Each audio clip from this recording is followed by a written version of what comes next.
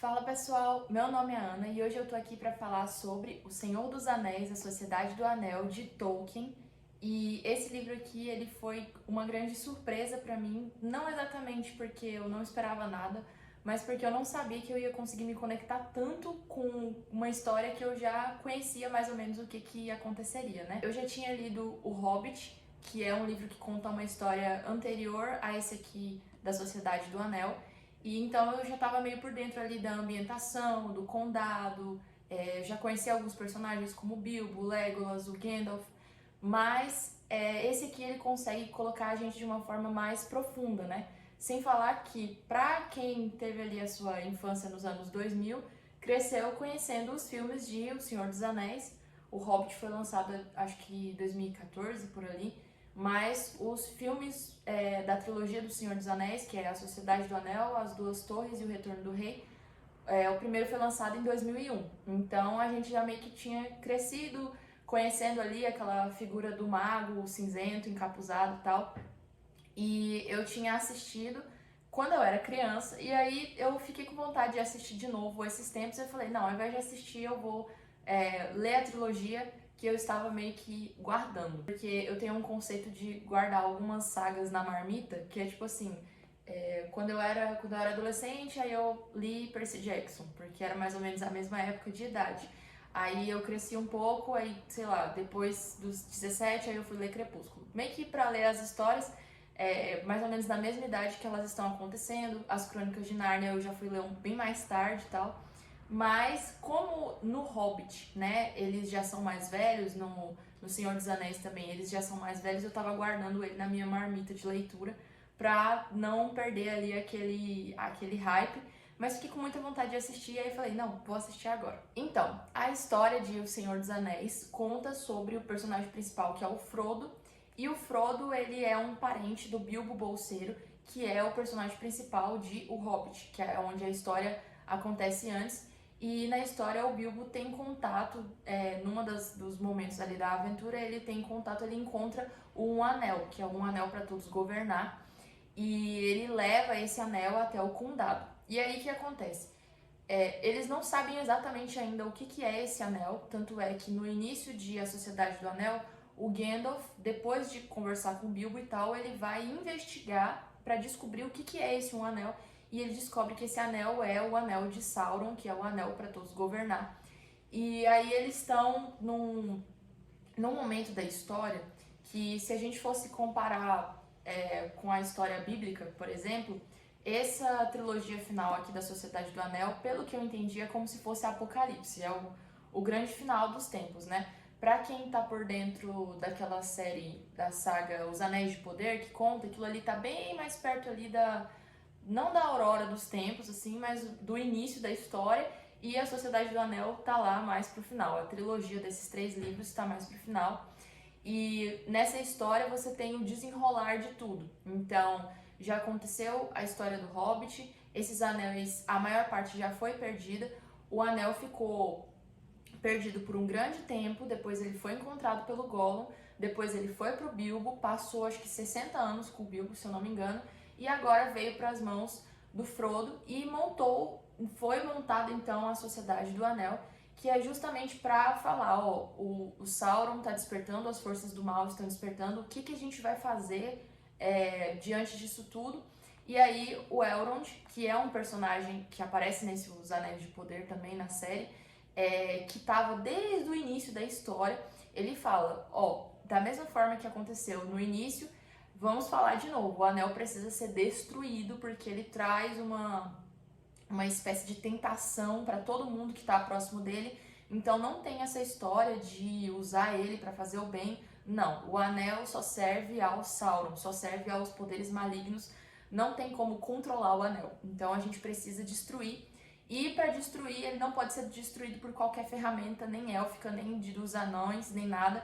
Ele tem que ser destruído no fogo da... Agora me deu um branco, mas acho que é da Montanha da Perdição. No mesmo fogo onde ele foi forjado, ele tem que ser jogado lá para ser destruído para sempre. E até mostra o relato no livro, e eu acabei de ver a versão estendida do filme também mostra um flashback do Elrond e do Isildur, que é o o filho do rei, esse filho decepou a mão do Sauron e pegou esse um anel. E tem um flashback lá deles perto dessa lava lá, desse vulcão onde ele foi forjado. E aí quando chega lá perto na hora de destruir o anel, o Elrond fala, destrua o anel. E o Isildur fala, não. E aí ele leva o anel com ele e aí acontece toda a bagaceira que a gente vê, que é contada em Hobbit, que é contada em Senhor dos Anéis também.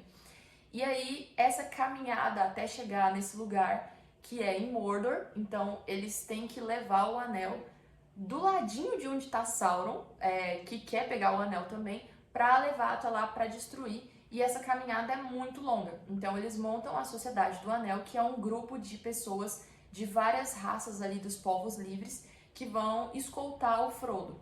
A primeira decisão que é tomada é quem é que vai portar esse anel, né? E já tem um momento de conflito ali na reunião de Valfenda pra ver quem é que é, não é no sentido de digno, mas tipo, quem é que vai ser a pessoa que vai carregar esse anel.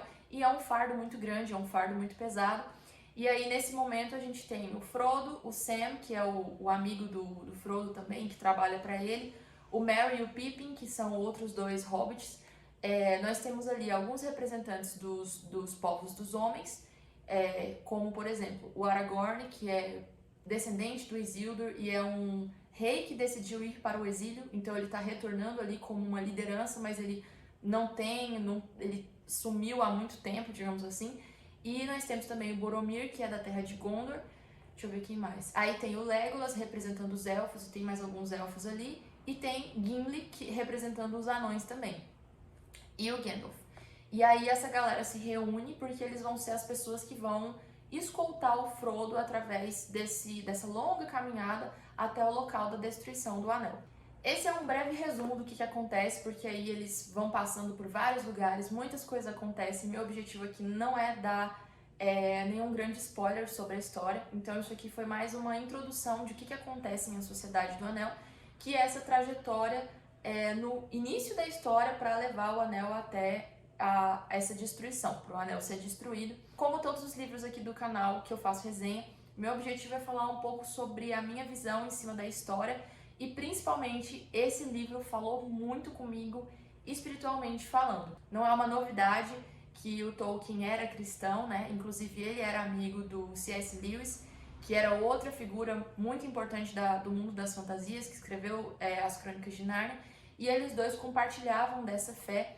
E enquanto eu lia, apesar de que o C.S. Lewis ele coloca a fé cristã de uma maneira mais explícita, né, na história, então a gente tem Aslan, que representa a figura de Jesus, o leão de Judá, e a gente tem o sacrifício de Aslan, a gente tem os filhos de Adão e Eva ali. Então, ali tá muito na cara o que significa o quê, mas em Senhor dos Anéis eu senti de uma forma muito mais profunda essa representatividade cristã, mesmo que não esteja na cara. Então, tem alguns personagens que mostram a tipologia de Cristo que a gente fala na teologia, né? Então, por exemplo, o Aragorn, todo momento que eu lia sobre ele, eu imaginava Jesus. Primeiro sobre a figura de imponência dele, a figura de humildade dele, porque ele é um personagem forte, destemido, ele é o herdeiro ali da realeza, ele veio para meio que cumprir uma profecia, mas ao mesmo tempo ele é humilde, ele não deseja pegar o anel, ele não deseja ter esse poder. Em alguns momentos da história, mostra inclusive ele hesitando, ele falando, eu não queria esse peso, eu não queria carregar esse fardo, mas eu sei que é a minha missão. E aí isso me lembrou muito o momento onde Jesus fala, Pai, se for possível, afasta de mim esse cálice, mas eu vou fazer a sua vontade. Então, enquanto eu tava lendo, eu fiquei assim, cara, tipologia de Cristo, me lembrou muito a figura de Jesus. Outro momento muito precioso pra mim foi ver todas as interações dos personagens com o anel. Pra mim, na minha opinião, e claro, cada um vai ser tocado de uma forma diferente na leitura, mas na minha opinião, Senhor dos Anéis é sobre o pecado e a tentação. Porque em todos os momentos a gente vê essa tentação, não só do portador do anel, mas das pessoas que estão ali, principalmente considerando que o anel ele é uma representatividade de poder, né? Eu tô lendo agora o meu segundo livro da vasta literatura de Tolkien, então pode ser que em algumas coisas aqui eu vou falar algo que eu não sei por completo, mas eu já vi que o anel tem uma relação com aquele que porta. Então, uma das falas do Gandalf deu a entender que se uma pessoa muito poderosa pega o anel, ela vai fazer um estrago muito maior, porque aquela pessoa tem mais poder. Como se tivesse alguma coisa relacionada à criatividade do portador do anel ou aos poderes que o portador do anel tem. E enquanto eu estava lendo sobre isso, eu vi que tem um cuidado muito grande de alguns personagens de não tocar e de não ceder a esse poder. Um desses personagens, por exemplo, é o Gandalf. A gente vê que em determinado momento ele nem quer tocar no anel, porque ele sabe que se ele encostar ou se ele se aproximar, ele vai ter uma falsa sensação de querer fazer o bem usando o anel. E ele não quer ceder a isso. Outro personagem que acontece isso também é o Aragorn no finalzinho. Como eu acabei de ver, terminei de ler o livro e acabei de ver o filme, então tem um momento no filme que mostra bastante isso. O Aragorn se aproxima do Frodo e aí o Frodo fala: você pode me proteger de si mesmo? Você vai ceder ao desejo de tocar o anel? E aí ele tem um momento muito delicado de pegar e segurar a mão do Frodo segurando o anel e falar: eu morreria para proteger você. Isso é no filme, no caso. No livro tem vários momentos que ele fala que ele se coloca, apesar dele ser um rei, num local de servidão, que ele não quer carregar o anel, principalmente porque ele tem medo de sofrer a mesma tentação que o Isildur, né? Porque ele é descendente do Isildur, que foi o cara que chegou na beira do canhão ali do vulcão para poder destruir o anel e fala: não, vou ficar com ele. Então ele tem um medo disso acontecer também, da mesma ruína que caiu sobre Isildur cair sobre ele. Outro personagem também que lida com esse momento de tentação é a Galadriel.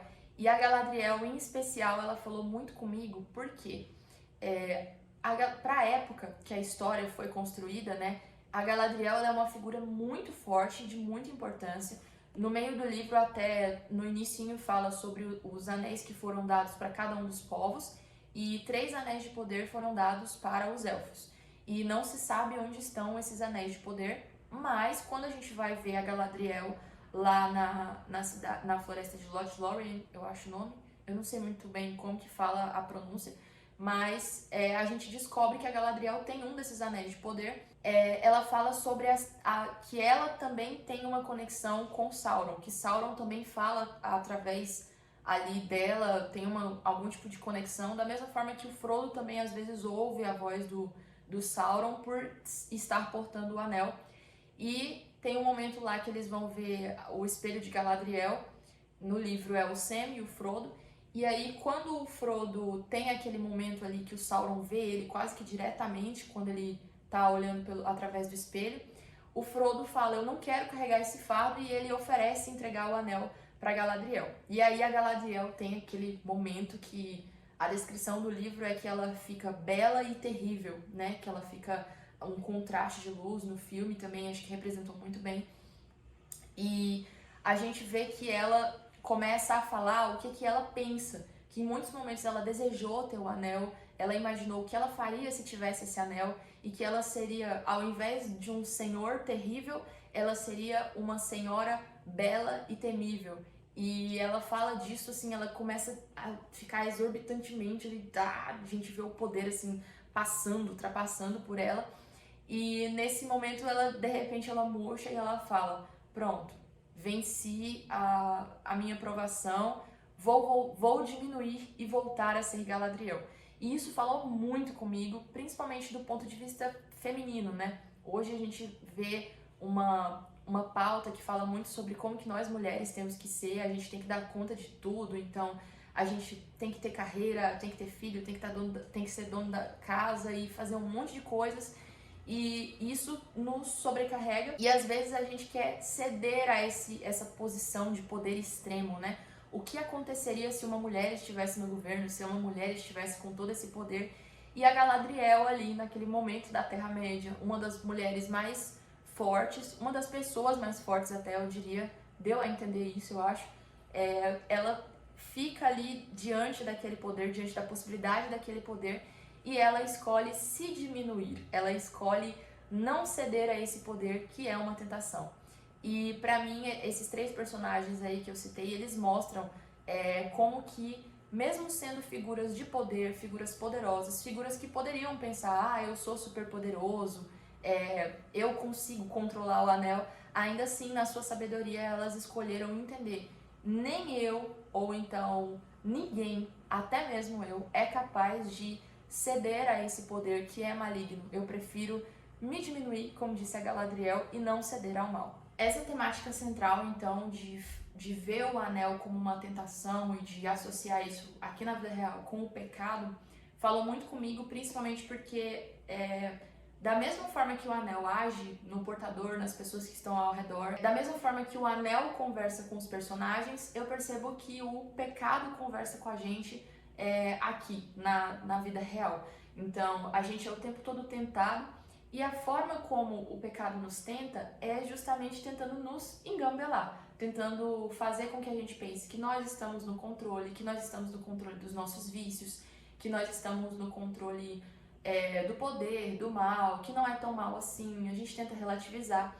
E eu gostei muito porque no universo da fantasia, geralmente a gente tem uma representatividade da luta do bem contra o mal como se fosse só uma luta de espadas, né? Como se fosse tipo assim, eu sou o representante do bem e o mal é o malvado, aquela figura toda preta e tal. E aí como se tipo assim, derrotei. E não é, na vida real, a nossa luta em buscar ser santo, e a nossa luta contra o pecado, ela é diária, ela é o tempo todo. Ela não é uma coisa que eu sou bem e o mal está ali. Pelo contrário, ela é uma vozinha que está na nossa cabeça falando, faça tal coisa, escolha tal caminho. Da mesma forma que o anel fala com o Frodo durante todo o caminho.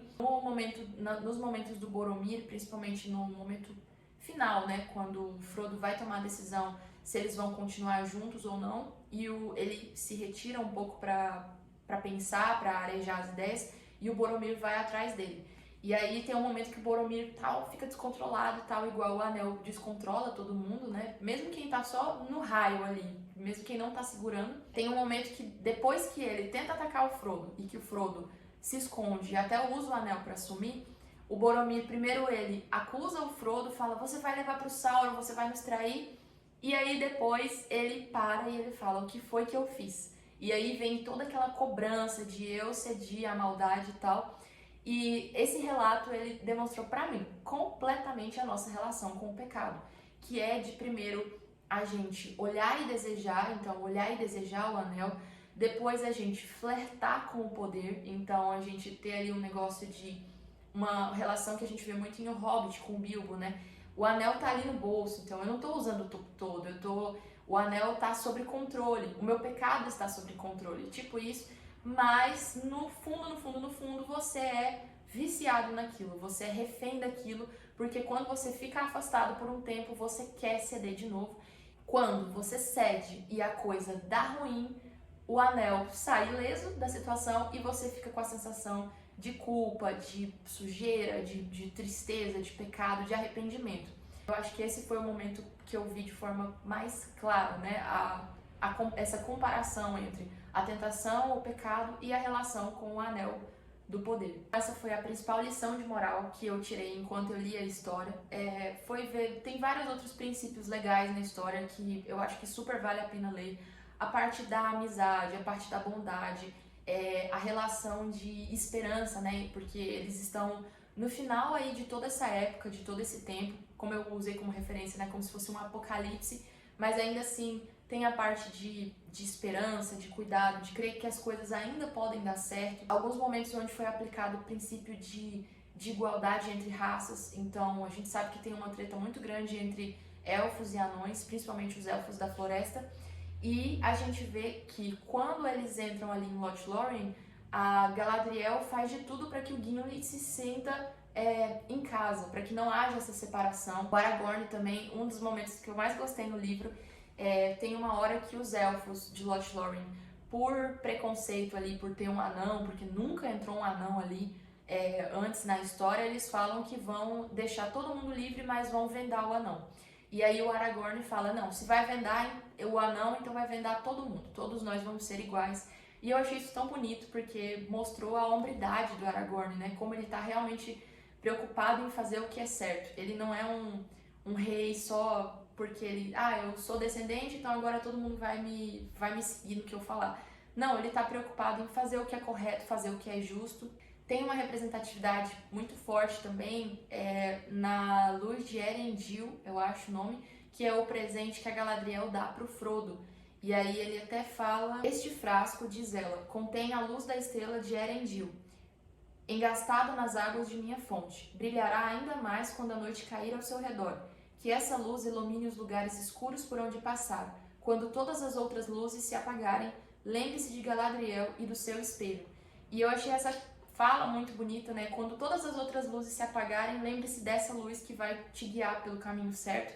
E isso tem uma representatividade muito grande, principalmente para quem é cristão, porque na Bíblia fala, né, que Jesus é o caminho, a verdade e a vida, e tem um outro trecho em Salmos que fala luz para o meu caminho é a tua palavra. E outro trecho ainda que fala, né, vocês são o sal da terra e luz do mundo.